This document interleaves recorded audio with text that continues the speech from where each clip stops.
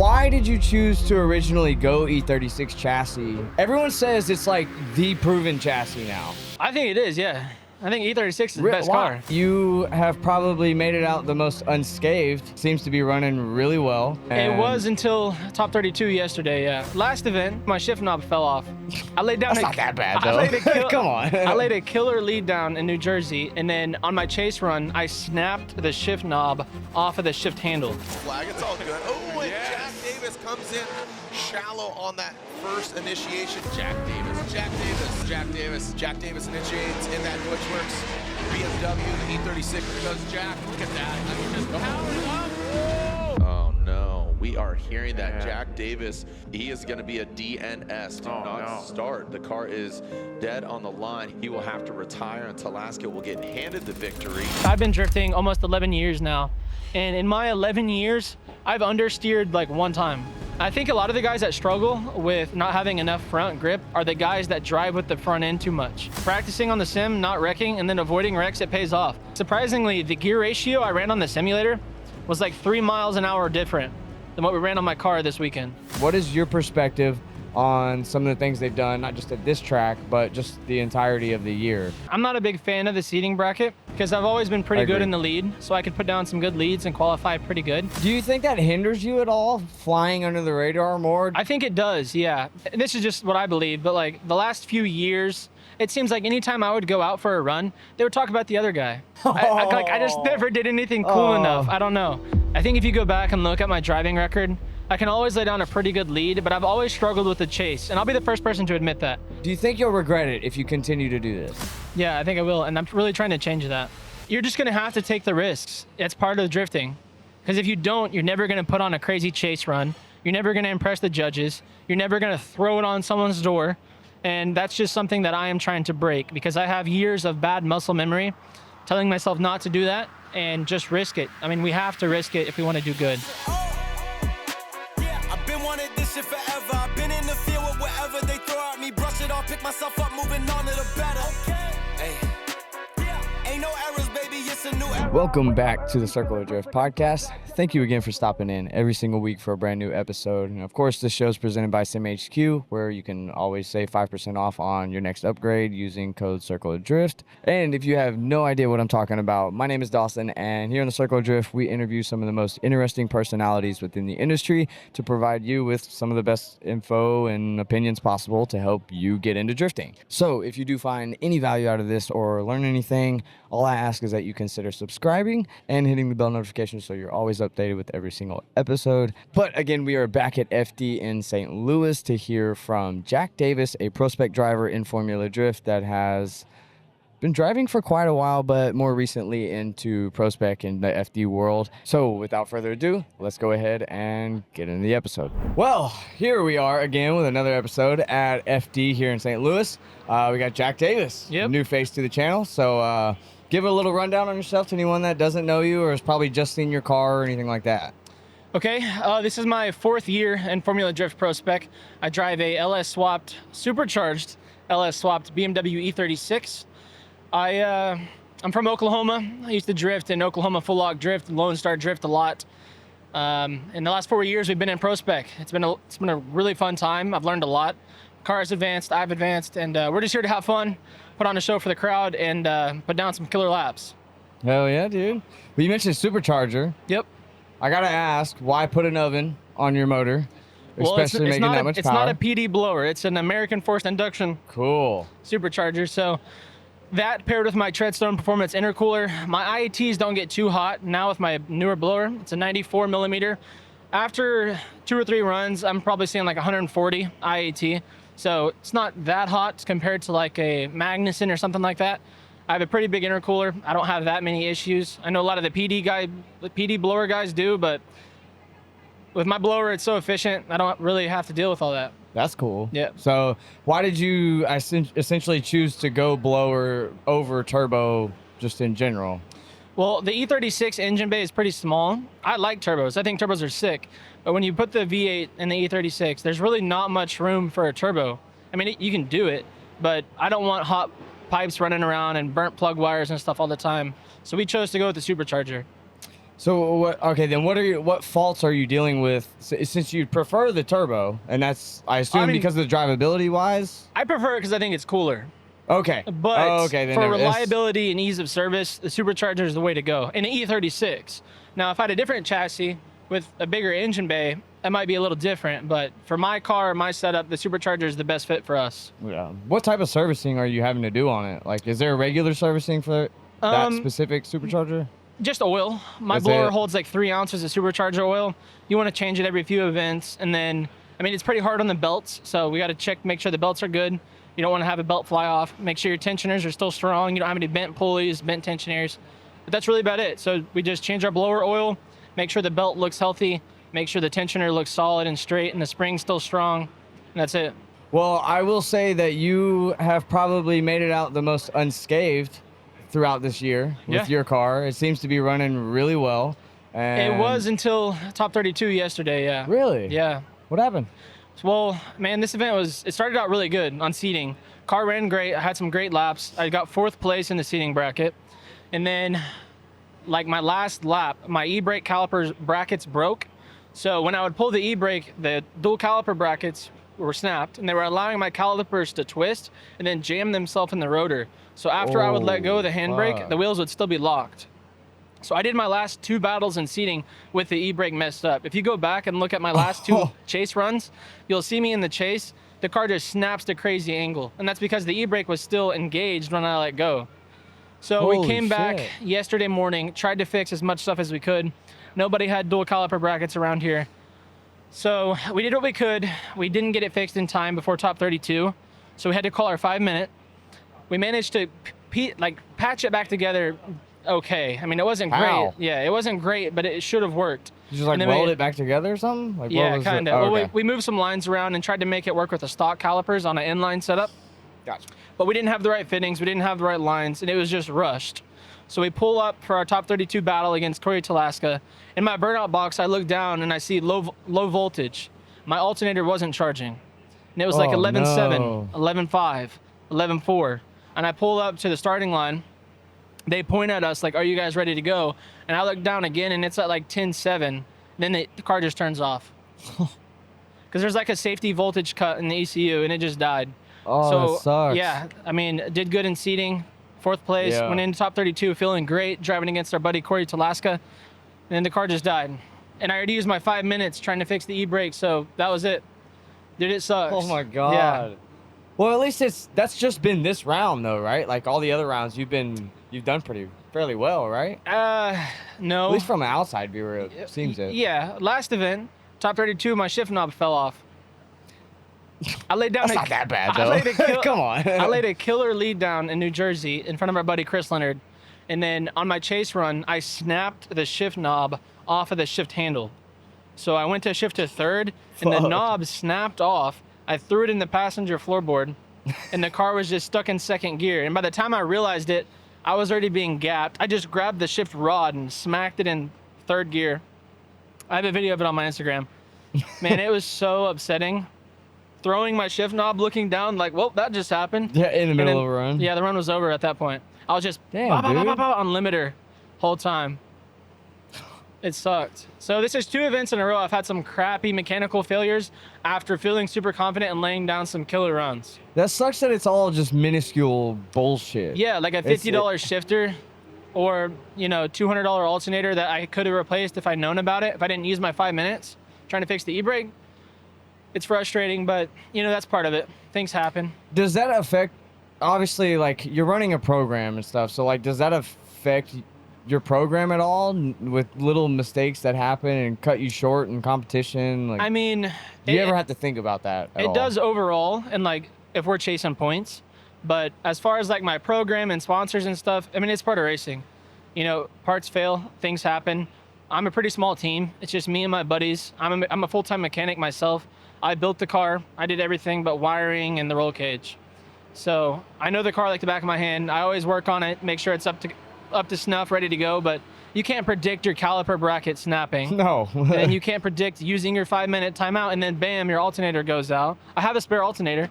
I could have replaced it, but it's just one of those things. Bad timing, and that's Only racing. so much you can do at that moment. Yeah.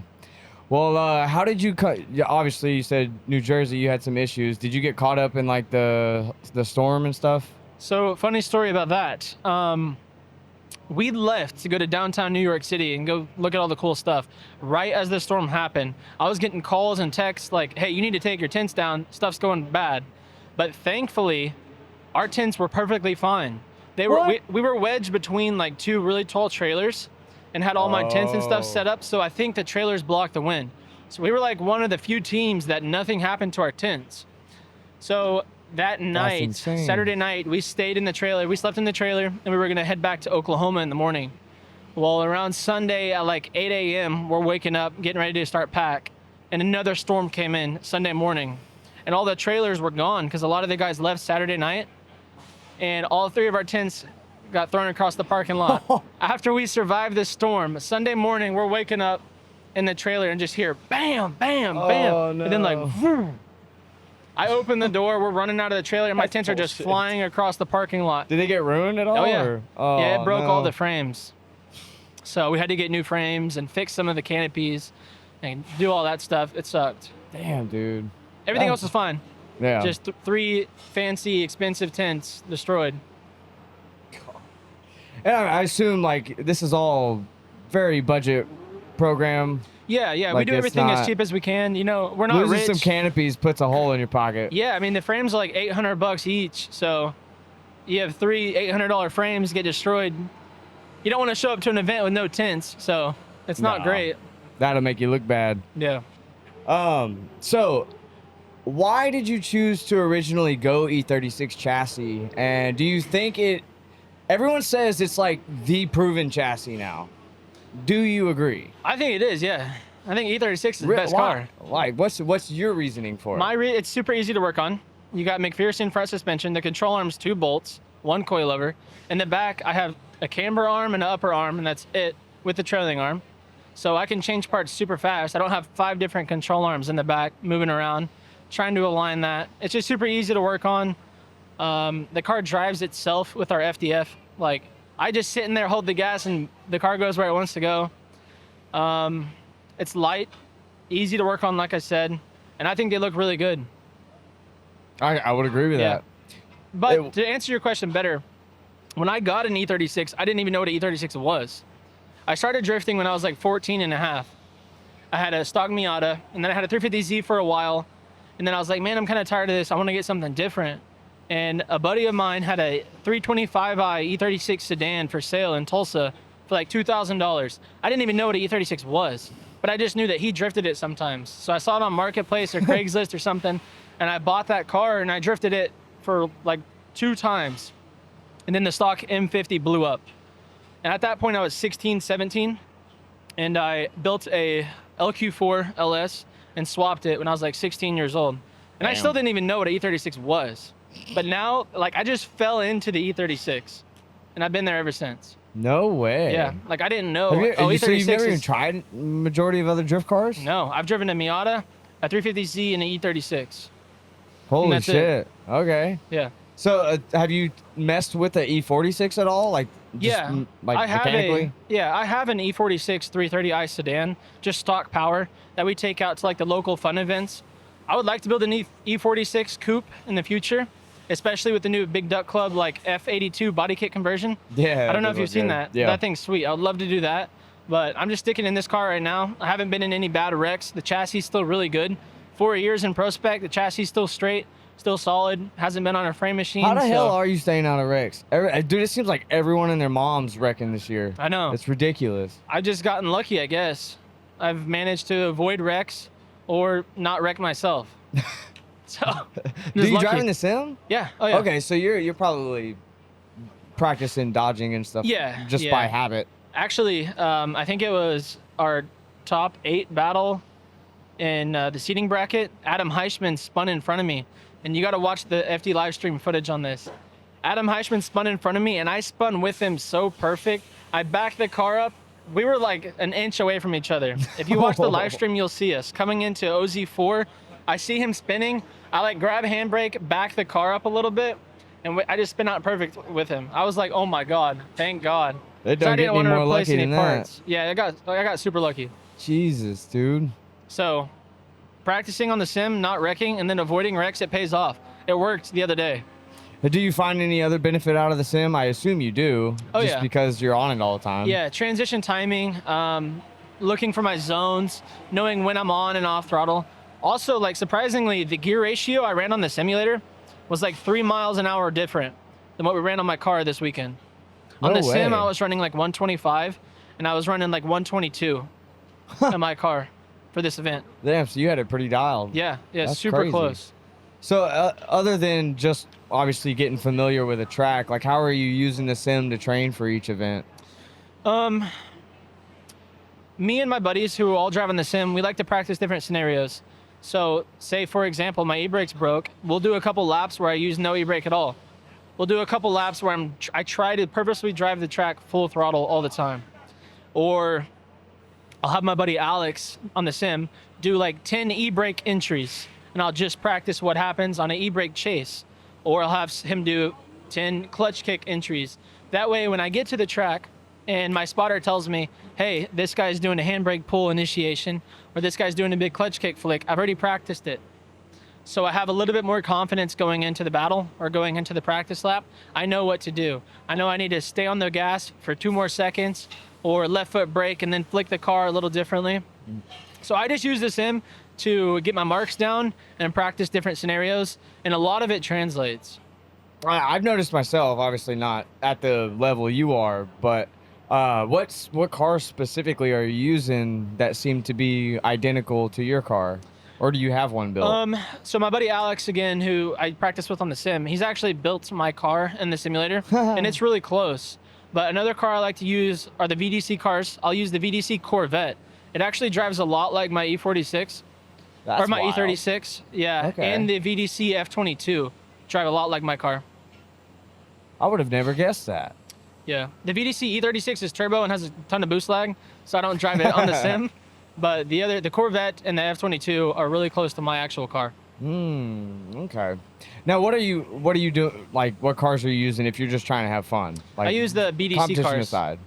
The what? The BDC. BDC? Yeah, I'll use the BDC cars, or people are probably gonna give me crap for it, but we used to drive the Gravy Garage cars all the time. Oh no. Yeah. That's what I mean, started in they're originally. slow. You can just run laps all the time. Yeah. But they're a little lazy.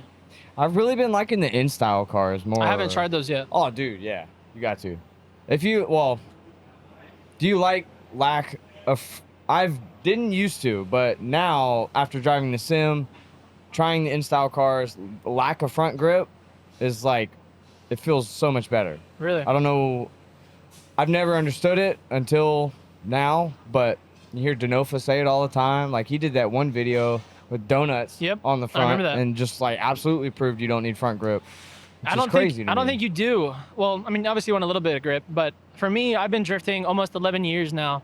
And in my 11 years, I've understeered like 1 time. Really? Yeah.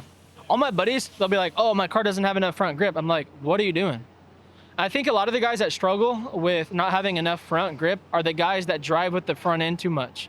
You need to be steering and driving with your pedals. And I think if you do that, you'll have way less issues with understeer. Now, Steering with the pedals, with throttle and brake yeah. control, yeah.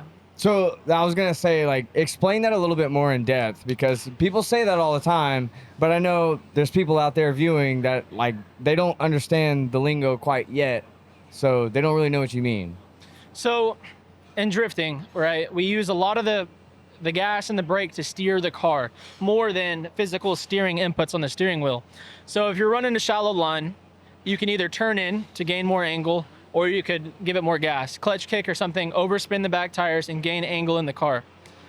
During a transition, instead of just yanking the wheel, you could lift for a second, let the back end grab for a little bit, then you start to give the steering wheel input, get back on the gas and help your transition. A lot of my in-car footage, if you watch it, I don't do too much on the steering wheel. Sometimes you have to in the chase. You'll saw at the wheel a little bit. You try to avoid it, but if you can find a way to steer your car with the pedals, just being full committed on the throttle and on your braking zones to like roll the front of the car over and load the suspension up, it'll change the way the car moves and transitions. So it's hard to describe it. You kind of just have to feel it. I know on some of like the Seto tracks, I can plan my transitions just with wheel speed and just barely move the wheel, let the car do it at once, and like clutch kick, and the car will just snap over. So you drive more floaty than anything, is what you're saying? Yeah, I try to. So. I think a lot of the guys that struggle fighting the wheel, turning and sawing at the wheel, as you would call it. I tend to drive, especially now being on the sim, more aggressively. So I'm flicking the wheel harder and like doing more of that because my personal Z is very twitchy up front. So like you said, you can just let go of the wheel and it steers itself. Yeah. And I got so used to that. But I do genuinely enjoy the aspect of driving when you're really being aggressive with the front end. Yeah. But still not having that grip up front. Because again, you don't really even need it in that moment, I would think. Yeah. Too. So I mean, I don't know. I I'm always definitely curious do what that. other people think. I do that too. Like, if I want to transition faster, you'll load the front wheel up, or even like when I'm coming out of a turn, I'll angle up with more angle and then flick the wheel, get on the gas real fast to rotate the car even faster. So I mean, you do steer with a steering wheel, but your pedal inputs play a lot to do with it, or they have a lot to do with it, in my opinion. Well, cool. Well, other than that, we can jump off that train. As far as FD goes, and this year they've been making some changes. I've been talking with people on the podcast about it. What is your perspective on some of the things they've done, not just at this track, but just the entirety of the year? I think that some of the changes have been good. I'm not a big fan of the seating bracket, but I liked qualifying personally because I've always been pretty good in the lead, so I could put down some good leads and qualify pretty good. And it was less stressful because if we qualified on one day, we knew we were in the show tomorrow. We had a whole day to relax versus now in seating, like you can get knocked out first battle and you're done. If you fall in that criteria, you're just done. And it adds a lot of stress to me and the team. That's something we don't want to deal with. I liked qualifying, but it is what it is, and we try to do our best. Thankfully, we did pretty well in seating the other night. I do like the changes they made to this track. We were here in 2022, and that's when it was tighter.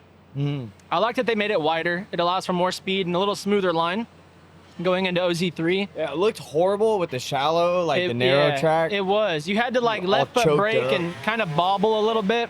OZ4 last year with the tire wall at the very end and the way the arch was, it was kind of scary because whenever you would fill the zone up, the back of your car would come really close to the tire wall. And now that they chopped it this way, it's a lot safer and you can have a little bit more confidence going into it, I think. I like that they did that. Plus the bank, less likely to debead and just run up the bank and do some crazy stuff. So I do like that they changed that. Well, how do you like the judging though? Because that's obviously changed. Like that's been one of the biggest that I've noticed. Having Reese on the panel, I feel like has added the genuine style of drifting to the judgment. Do you agree, or do you have a different perspective on that? I definitely agree. I mean, I don't know if you watched the competition last night, but Reese said some funny stuff that that we thought was funny. No, but Reese is, I mean, he's a real dude. You know, he knows what goes on in the drift community, and he knows what good driving should look like. So I think he was a good addition for sure. But some of the judging is weird, but I'm not a judge, so I'm not gonna really say. What aspects of it have you found weird? I mean, I think there's been some calls that were questionable, but I haven't seen everything, so I don't know. You don't have to name like a specific call, but like what is it? The way they do, like focusing on lead too much or chase, or like what do you mean? I mean, it seems like some years they'll focus on proximity more than line. Maybe one year they'll focus on line more than proximity. So it's just kind of hard to understand exactly what's going on, but I just go out there and try to lay down the best run that I possibly can, and the judges are going to do what the judges are going to do. I would not want to be a judge. I think that's probably one of the hardest jobs out here. Do you think that hinders you at all, flying under the radar more, just trying to keep it as simple as possible? I know we like to say keep it simple, but here you kind of can't. I think it does, yeah, because this is just what I believe, but like the last few years, it seems like anytime I would go out for a run, they would talk about the other guy. I just never did anything cool enough. I don't know. But this event was actually a pretty good change of events because the judges liked the way I was driving. Reese even came up to me and was like, "Hey man, good job driving. Sorry your car broke." And that was really cool. So this event, they posted like 2 of my runs on the FD page, which I think that's really cool. So I got a little bit of recognition this event, and I really do appreciate it. So that made me happy. Yeah, well, happy to maybe you see got to that. start driving more aggressive then. Yeah. We got to give up the floaty lifestyle. Yeah. Well, actually, Josh Love was here, and he was helping me as kind of like my driving coach for this event. And he helped me a lot in the chase, be more aggressive. And he fixed a lot of the bad habits that I've been developing over the last few years. And I think it really shined this event. I was more aggressive in the chase, and it showed. I think if you go back and look at my driving record, I can always lay down a pretty good lead, but I've always struggled with the chase. And I'll be the first person to admit that. I'm not the world's best chase driver. It's something I'm practicing all the time. I want to get better, and I know it's one of my weakest points. So I'm trying to do really good on that. Josh came and helped, and I think it showed in the seating bracket. What do you think's holding you back on the chases? Man, I think it comes down to the fact that I built the car and I work on it, and I have to fix it all the time. And I'm not rich, so it's like, man, if I wreck my car, it's like, am I going to be able to put it back together? Am I going to make the next event? And I tell myself that doesn't matter, but I think psychologically, like deep down in the back of my mind, it matters, you know? I mean, obviously it matters. Yeah. It definitely matters. I'm trying to break But out do of you that. think that obviously holding yourself back like that, there's a lot of guys, especially in the prospect level, that are in the same exact boat as you. They're all crunching numbers just to make it, and and they can't afford to do that, and they're working on their car themselves, but they might still risk it. You have to. How do you balance that? I can't tell you because I haven't been very good at balancing it. But this event, with the help of Josh, I feel like I got a lot better at balancing that. You're just going to have to take the risks. It's part of drifting. Because if you don't, you're never going to put on a crazy chase run. You're never going to impress the judges. You're never going to throw it on someone's door.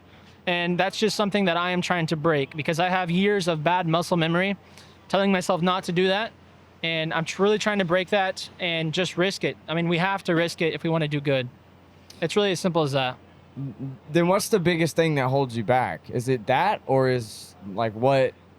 I think it's... I just to preface, like, seeing from the outside, I've seen what you've done for a few years, and coming from obviously Pro-Am up to now, you're a hell of a driver, and you're very consistent. It just, there lacks the aggression in your skill level, or not skill level, but your driving, that would not just... Denofa's a great example always, because he always prioritized the show rather than the championship. And like you can hear in podcasts and stuff that he's done that, you know, the last round, he did what he was supposed to, but he didn't like it. Yeah, I remember that. So like, do you think you'll regret it if you continue to do this? I think I will, yeah. Yeah, I think I will. And I'm really trying to change that. I tried to this event, and going into it, I thought about it a lot. I'm like, okay, I'm going to have to come out swinging. Like, if I wreck the car, I wreck the car. If I hit the guy in front of me, I hit him. Like, I have to. Well, at least we didn't have K-rails on turn one. Yeah, thank God. Thank Jesus. I never went off track, thankfully, but if I did, that would have been a problem. So I know it's an issue, and that's something I need to work on. And I'm really trying to break through that mental barrier that I've developed. Well, good.